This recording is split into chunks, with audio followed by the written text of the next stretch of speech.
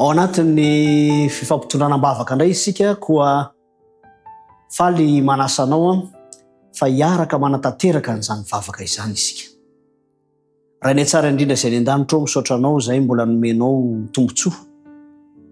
Fampitotram-bavaka indrindra ao anatin'izao fotoana manokana izao izay angatahnay mandrakariva famelan-keloka ary fiadanam-po ihany koa fatokiana.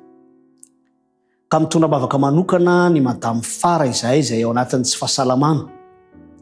Efa misy ny fikarakarana izay atao mba hidiranao an-tsehatra trany anie izany tompo.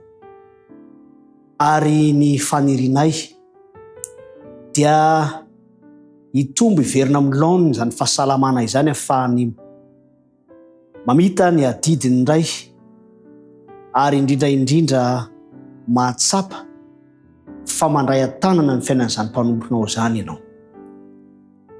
Irinay indrindra tompo ny